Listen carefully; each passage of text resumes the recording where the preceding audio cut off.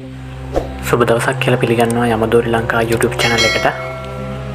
ඉතින් මම අද කරන්න හදන්නේ අතැල්ලා දාලා තිබුණ ලස්සන හැලඹ පැලයක් බොන්සයි කරන්න සුදුසු මට්ටමකට හදාගන්න එක. වීඩියෝ එක දිගටම බලන්න. ඔයාලට පොඩි අවබෝධයක් ලබා ගන්න පුළුවන් මේ පිළිබඳව.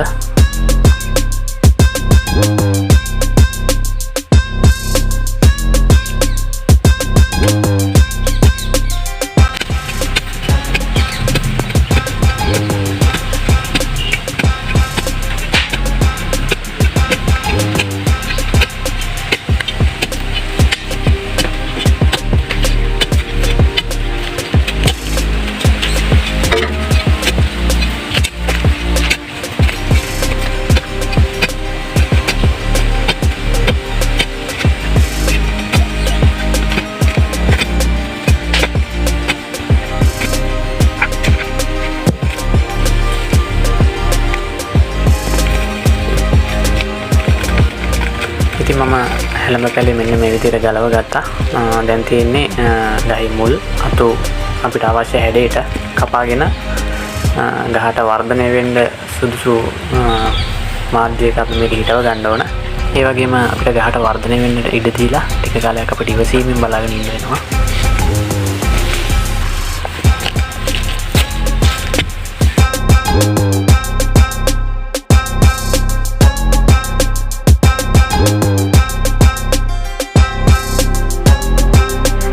ඉතින් සම්පූර්ණ කප්පාදුවෙන් මාස 8කට විතර පස්සේ මම ආයෙත් හැලඹ පැලේ චුට්ටක් හොයාගෙන ගියා.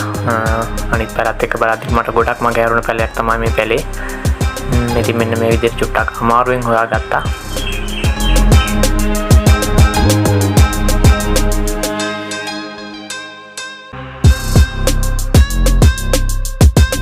ඇත්තටම බොන්සයි කරන්න පැලයක් හදනවා නම් ඒ ගැන ලොකු අවධානයකින් ඉන්න ඕන.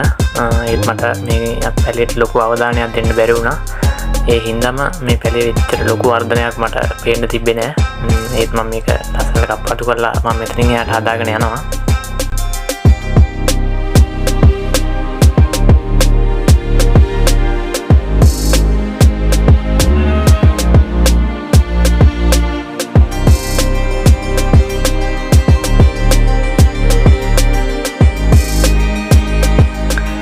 ඔන්න මම ඉස්සලාම ගහ වට තියෙන අනවශ්‍ය වල් පැල සම්පූර්ණයෙන්ම ඉවත් කරගන්න මේ විදිහට.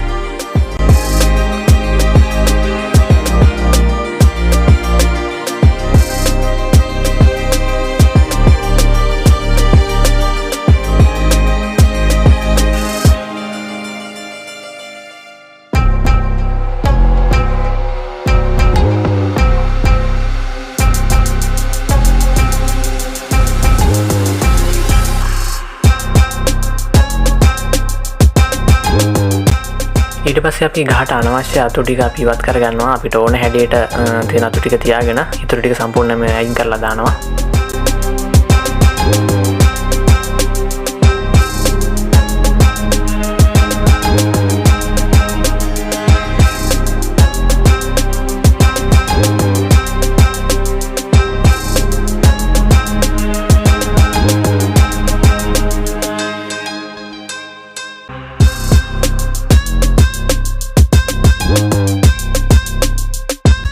අපිට අවශ්‍ය හැඩයට අතු ඉතුරු කරගද්දී අපි ලොකු අවධානයක් දෙන්න ඕන ගහේ අතු අතර තියෙන පරතරය. හැලඹ ගස් කියන්නේ සාමාන්‍යයෙන් ළඟ ළඟ අතු බෙදෙන ගහක්. ඒ හින්දා අපි මේ හැදෙන හැම අත්තක්ම ඉතුරු කරන්නේ නැහැ. අපිට අවශ්‍ය අතු ටික විතරක් තියාගෙන ඉතුරු ටික කපලා දානවා. ඉතින් මම ඉස්සල්ලාම මගේ වම් අත පැත්තටත් ඊට පස්සේ දකුණු අත පැත්තටත් චූටි අතු දෙකක් ඉතුරු කරගත්තා. අපි ඊළඟට යවන්න ඕන එක්කෝ ඉස්සරහට හෝ පිටිපස්සට. ඒක තමයි සාමාන්‍ය නීතිය. ඉතින් අපි මේ විදිහට ගහක් හදාගත්තම ගහේ වටිනාකම වැඩි.